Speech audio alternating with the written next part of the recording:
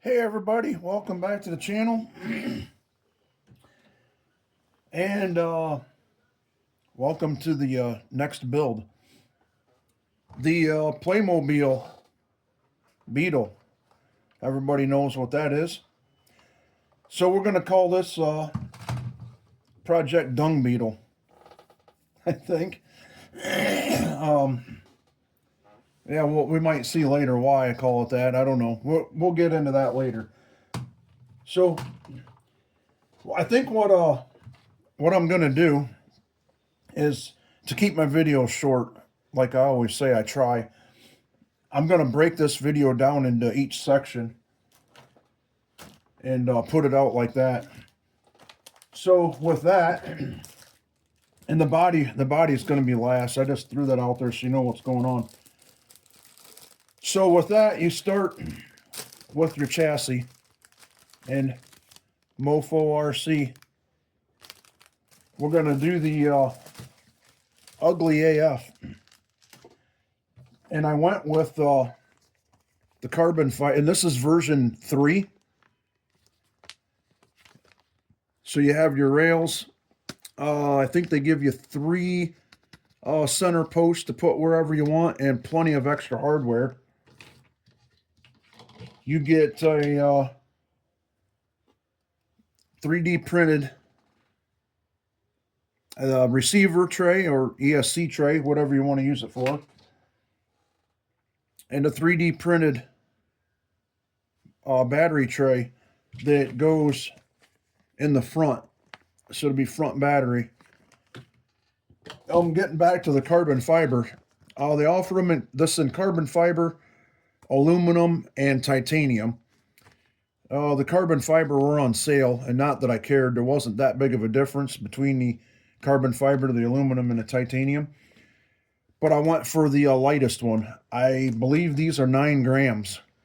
And don't quote me, but the aluminum might have been in the teens, 15, 17. I think the titanium was in between. But my plan with this, because it's a heavy hard body, and yeah, it's not going to have the interior and stuff, I want to try to keep the engine bay somehow. And it will have some sort of an interior, just not all of this. So I wanted to go light with the chassis. That's sprung weight. So I want to keep everything light if possible. So the chassis, with that, they sent me a note. I have it somewhere. They said, of course, thank you for your order. Try our new servo light bracket. I don't know if they mean, and it's this little bracket here, which I think is aluminum. It might be titanium. It feels very light. I need to check it out. I'm not sure if that is actually a light bracket for lights. That's why they call it that. I like the idea of them giving you rubber bands to hold the suspension down if needed. So yeah, they threw that in. Yeah, again. Yep, support small business. I totally agree. This is like one of the greatest hobbies to be involved in, so try to support all the little guys. So chassis, then we have, I have the high clearance links, and from them, Mofo, they are the brass and somehow coated black. Gladiator links, Gladiator wheelbase, which will fit that perfect. And I like the idea that they're already put together. You don't have to put your ball ends in and all the little O-rings. So that's cool. So there's the chassis.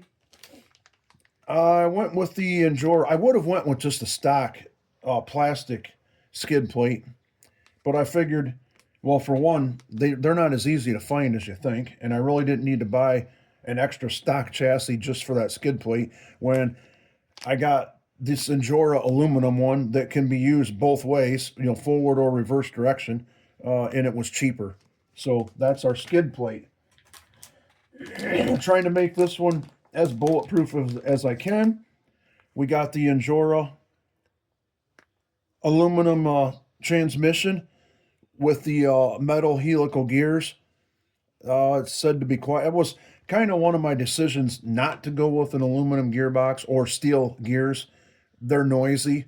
I mean, I watch YouTube videos and they're noisy. Maybe the videos make it noisier than what they are in person, but they say the helical gears are quieter. The only drawback to that is if I ever want to change this to brushless, I probably won't find a helical pinion gear to do that. I don't know, but not a big deal. So aluminum gearbox, gonna mount on that skid. Axles then. You've already seen one of my previous videos where I bought 2 packs of the Meus isokinetic plastic axles. They have everything I need on them. And I am going to put the underdrive in the rear, which I believe it's like 14% underdrive. The Yoda has them in it too. So those are the axles. So to put them together, Injora metal, just the black metal steel drive shafts. But I have to kind of confess a little.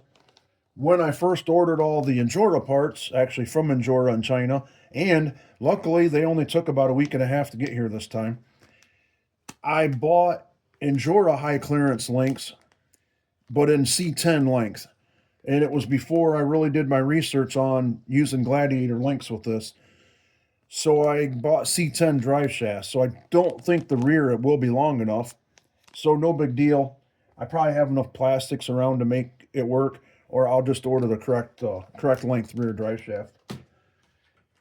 And the tried and true Injora 39mm standards, not the big bores.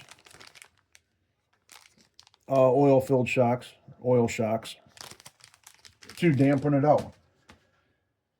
So like I said, we'll break it up into parts.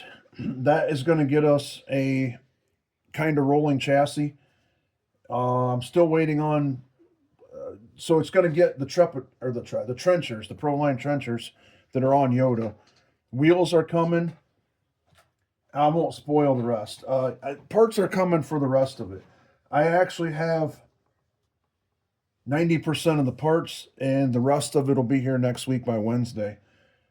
So depending on how much I get done to it, we could have a running chassis by end of next week, and then we'll move on to bodywork. So I'm going to get this stuff out. I'm going to start assembling. Again, like my other videos, if I find an issue or run into something, I'll pop back on and let everybody know what I found. I just wanted to show this transmission off a little bit. I mean, what an awesome piece of machine kit. And yeah, helical gears inside, helical pinion and spur. They did lightly grease everything. It's the old 50-50 turn, if I didn't mention that earlier. But yeah, that's awesome.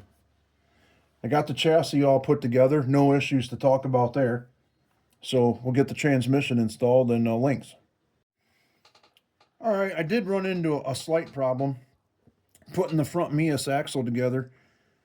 Everything went together good on this side.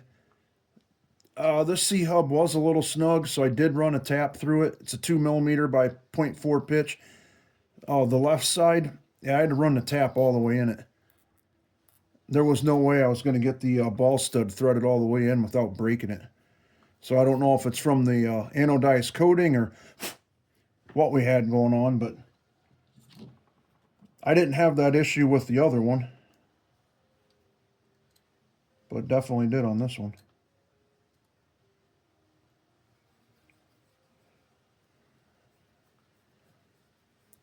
Yeah, it wouldn't even go halfway in.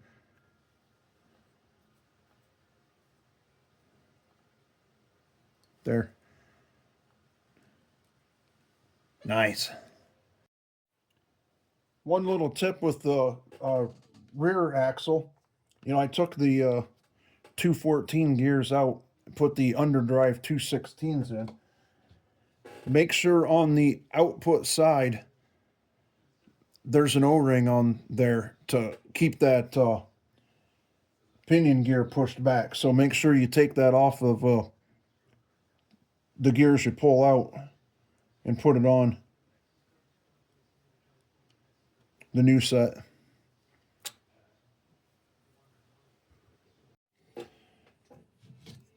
Okay, there's our completed, I'd call it a rolling chassis. I was right in the rear drive shaft's way too short. Oops, sorry. So, yeah, we got another set coming. But yeah, everything went together very good, nice and clean. So, we'll get some more parts in and stay tuned for the next video. Thanks for following along.